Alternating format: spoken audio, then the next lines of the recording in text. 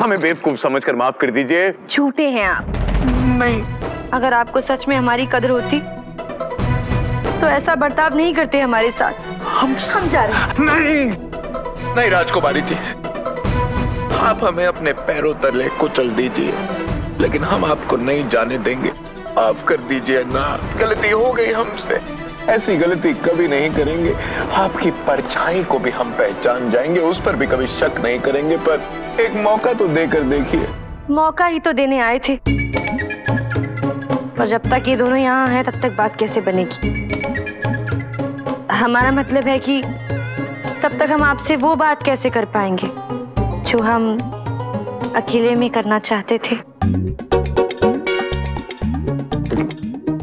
अकेले में?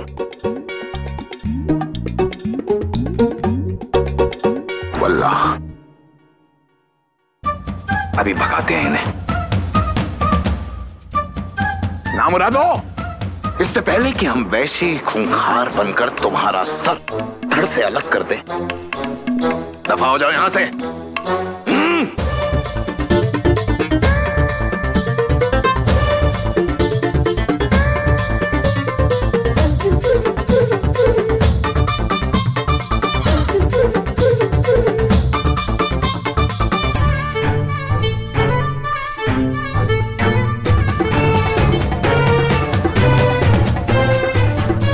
राजकुमारी जी,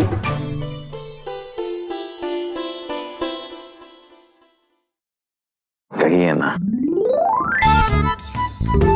क्या कहना चाहती थी आप अकेले में?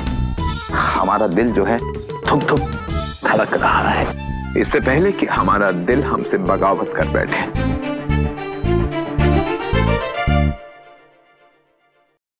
वल्लाह, आंसू? ये क्या है राजकुमारी जी? आप रोइए, हमारा दिल दुखता है। आप कृपया कर इन आंसुओं को जाया मत कीजिए, ये बेशकीमती हैं। इन आंसुओं से पहले हम मर क्यों नहीं?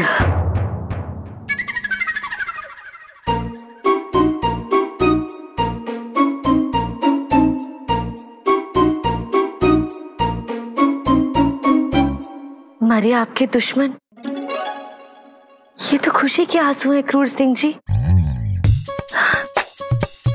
हमें तो आज पता चला कि हम ही ना समझते, जो इतना भी नहीं जानते थे कि आप तो सिर्फ हमारा और हमारे राज्य का भला चाहते हैं। वो तो अच्छा हुआ माँ ने हमें बताया कि आपने किस तरह अपनी जान पर खेलकर उनकी जान बचाई नौगढ़ वालों से। वल्लाह, नाजिम तू है तो नामुराद, लेकिन ये काम तूने बढ़िया किया। तेरी तो शादी चपला से पक्की समझ। लीजिए, हम यहाँ आपके सामने खड़े हैं और आप ख्यालों में खोए हुए। राजकुमारी जी, हम तो नहीं, राजकुमारी जी, हम तो आप ही की बातों में खोए हुए थे।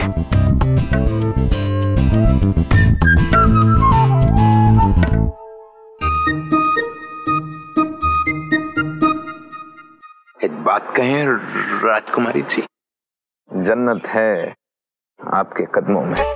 जी तो करता है हमारा इन कदमों में ही अपना जीवन बिता दें। कदमों में नहीं, हमारे पास, हमारे बराबर यहाँ बैठिए क्रूर सिंह जी। आइए।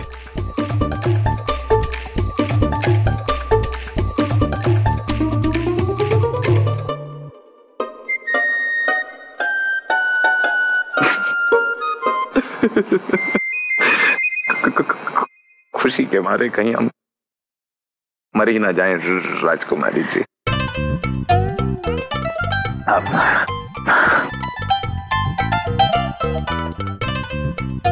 बोलिए ना, क्या खिदमत कर सकते हैं हम आपकी?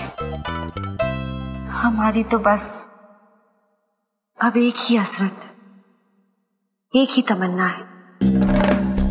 बोलिए ना, हम आपकी सारी तमन्नाएं पूरी कर देंगे। हम ये सोच रहे थे कि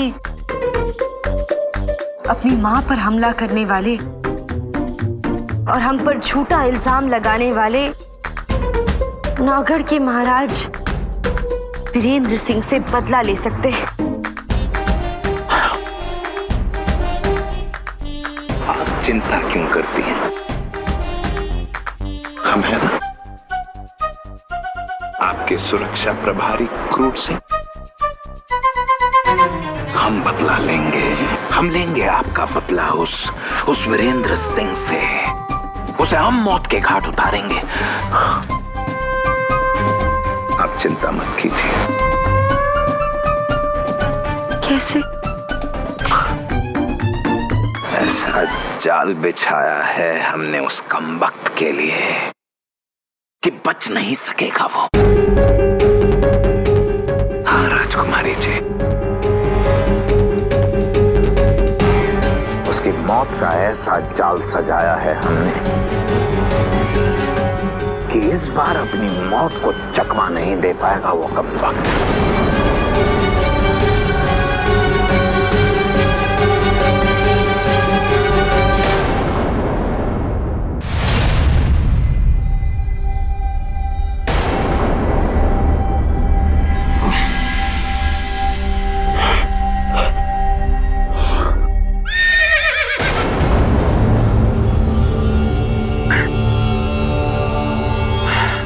कैसा है बादल?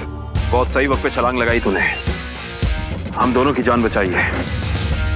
वैसे हो ना हो ये बारूद का खेल उस क्रूर सिंह ने खेला है, उसे तो मैं देख ही लूंगा। उससे पहले तुम्हें देखते हैं तुम्हें कहीं चोट तो नहीं लगी।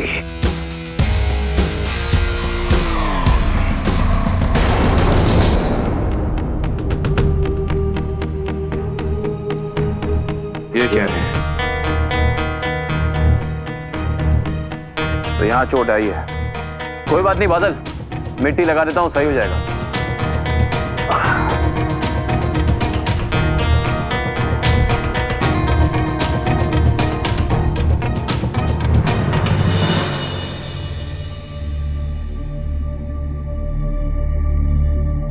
ये देखो बादल, हम पर नजर रखने के लिए उन गधों ने इन खिलौनों का इस्तेमाल किया है। लगता है क्रूर सिंह के खिलौनों से खेलने की उम्र गई नहीं।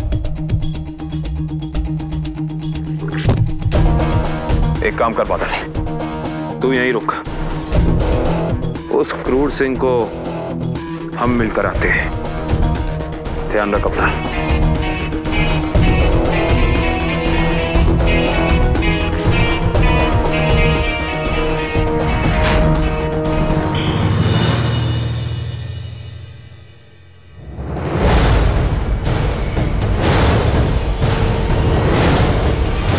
क्रूर सिंह जी को बुलाओ जल्दी। मर गया क्या? वीरेंद्र सिंह जिंदा है।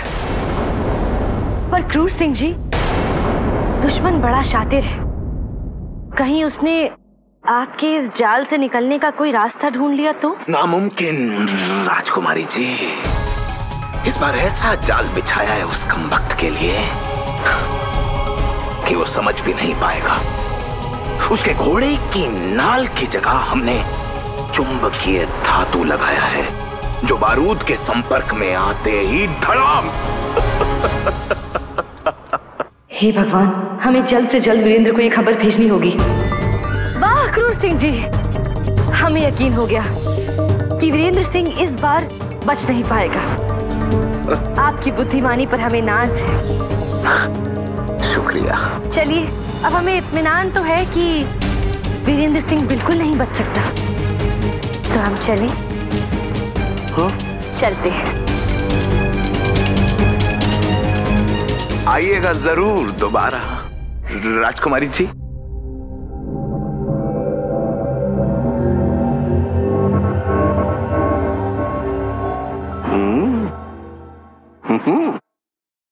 वल्लाह वल्लाह। अहमद, इस कमबख्त नाजिम ने क्या काम किया हमारे लिए। हुजूर, इस नामुराद ने ऐसा क्या कर दिया? रत्न गर्भा बनकर कमबख्त। ना जाने क्या पट्टी पढ़ाई, क्या प्यार की बातें समझाई हमारे लिए राजकुमारी जी को।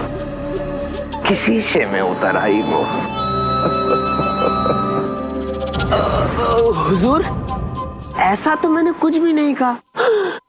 हुजूर, वो आपको मूर्ख बना के चली गई। कैसे? सारे राज उगलवा दिए हुजूर।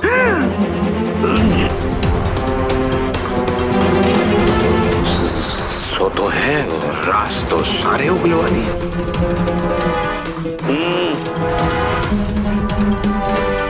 कमबख्त, ये दिल हर बार दगा दे जाता है। हुजूर, दिल दगा दे गया वो तो ठीक है, पर बारूद भी दगा दे गया। हाँ, वीरेंद्र सिंह मरा नहीं है, जिंदा है।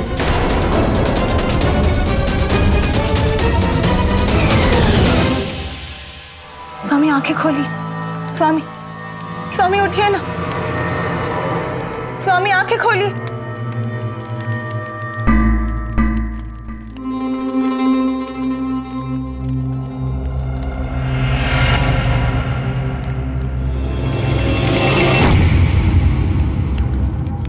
तुम्हारा अनुमान बिल्कुल ठीक था। तुम्हारे विष का ताप हमारा शरीर झेल नहीं पाया और अब बेहोश हो गए। आप आराम करिए, आपको विश्राम की सख्त जरूरत है। आप अभी भी कमजोर हैं।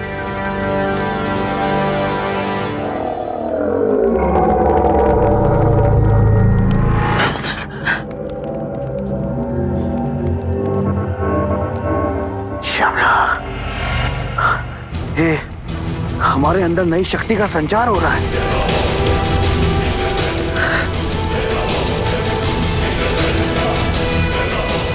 किसी को नहीं जो ये देख रही हो तुम हमें। अब कोई भी हमें। युवराज शिवदत्त,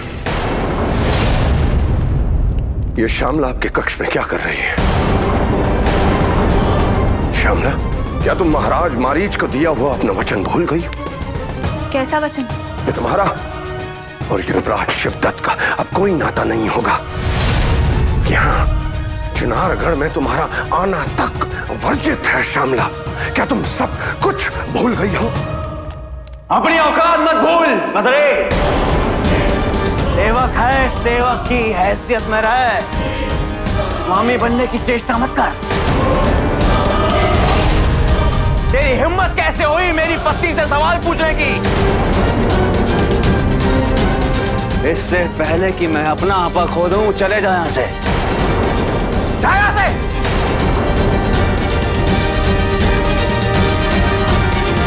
तुम इसकी बातों का विश्वास मत करना। ये बड़ा ही धूर्त अय्यार है। ये सिर्फ मारीच का आदेश मानता है। और मारीच हमारा कौन है? मैंने बताया था ना, याद है मारीच हमारा कौन है? हमारा दुश्मन।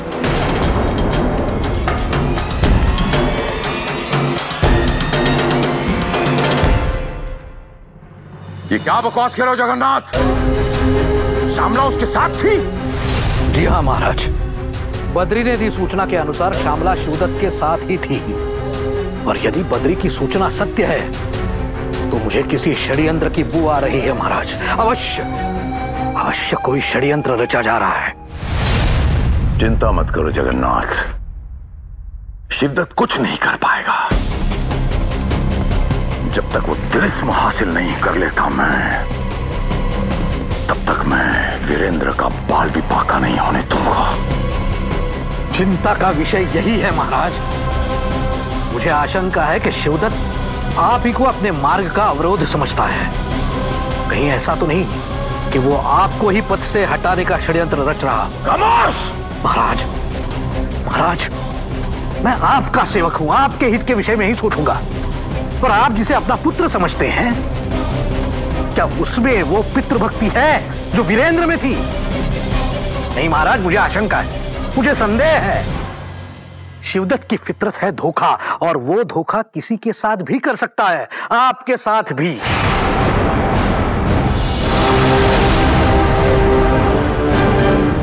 साबित करो जगन्नाथ कि तुम सत्य बोल रहे हो। साबित करो। हुजूर, ये देखिए।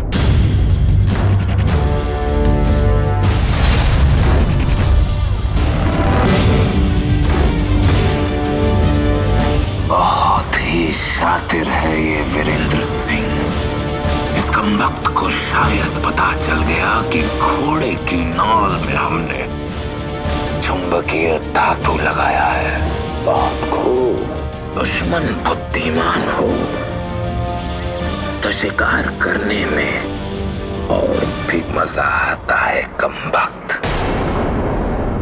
देखिए महाराज, ये सत्य अपनी आंखों से देख लीजिए। अत्युत्थित पद्य भेद विद्या तिर्मिलित।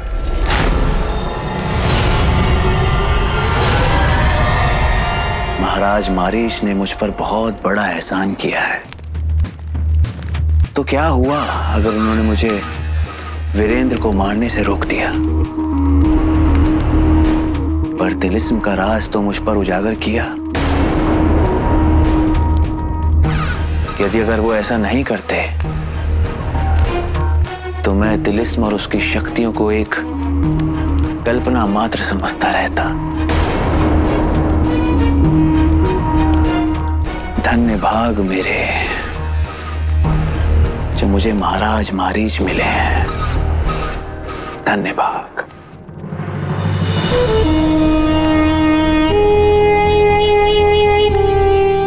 मेरे लहू के रंग पर शक नहीं करना जगन्नाथ, कभी नहीं। मेरा लहू जब भी पुकारेगा तो आवाज मेरे पुत्र शिवदत्त की आएगी। आइंदा मेरे पुत्र शिवदत्त का नाम लेने से पहले आप 1000 बार सोचेंगे जगन्नाथ।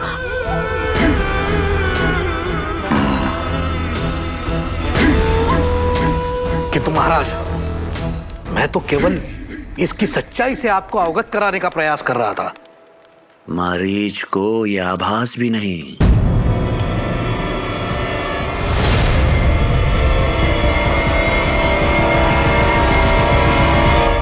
ये अमर होने का मंत्र मुझे बताकर उसने कितनी बड़ी गलती कर दी है।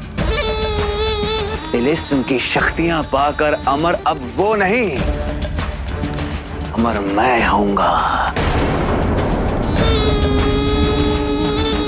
उसे तो पता भी नहीं चलेगा कि उसी की आंखों के सामने कितना बड़ा खेल रच दिया है मैंने।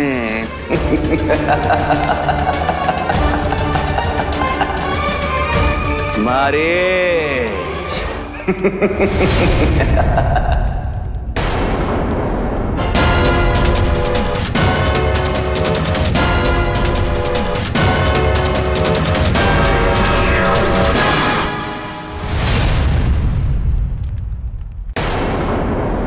ये संदेश जल्द से जल्द वीरेंद्र तक पहुंचा देना।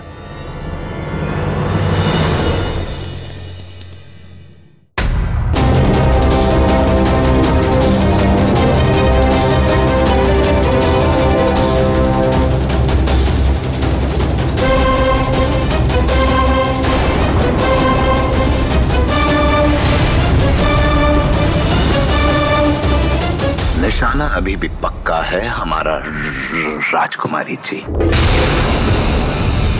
हमारे दिल के जज्बातों के साथ खेलकर हमारे सारे राज आपने निकाल दिए। एक बात तो माननी पड़ेगी आपकी, जो आपने कहा था कि आपका वो कमबख्त, क्या नाम है उसका, वीरेंद्र सिंह, बहुत ही चतुर है। हम मान गए, सच में बहुत चतुर है। घोड़े की नाल की जगह वो जान गया हमने चुंबकीय धातु लगाया हुआ है। वाह, बहुत ही बड़ा शातिर है। हमने कहा था ना क्रूर सिंह, तुम वीरेंद्र का कुछ नहीं बिगाड़ पाओगे। अच्छा, हम वीरेंद्र का कुछ भी नहीं बिगाड़ पाएंगे? यह भी चुनौती आपकी हम स्वीकार करते हैं राजकुमारी।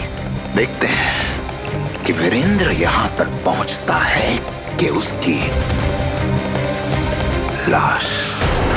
राजकुमारी जी, अभी तो उसने सिर्फ हमारे एक जाल को तोड़ा है। आपकी जानकारी के लिए बता दें, हमने तो उसके आगे पीछे जाल ही जाल बिछा रखे हैं। हमारे बारूद के जाल से तो कम वक्त बाहर निकल आया, लेकिन हमारे सतरंगी माया जाल से बाहर कैसे निकलेगा वो हम भी तो देखें उस कम वक्त को।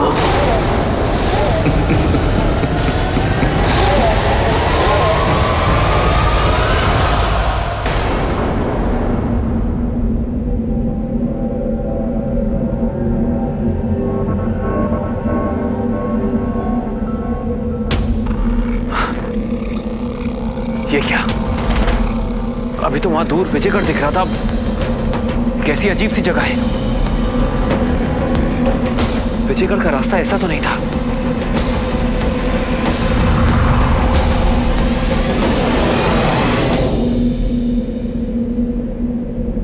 ये क्या था?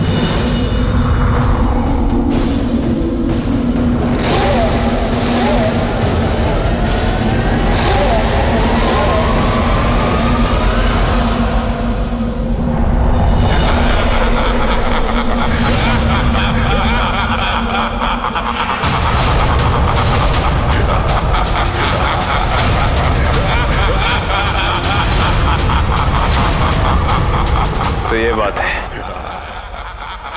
तुम सब मायावी हो। हमारी तुमसे कोई दुश्मनी नहीं है, हमारा रास्ता छोड़ो। अरे योद्धा हो, युद्ध करो हमसे और रास्ता ले लो।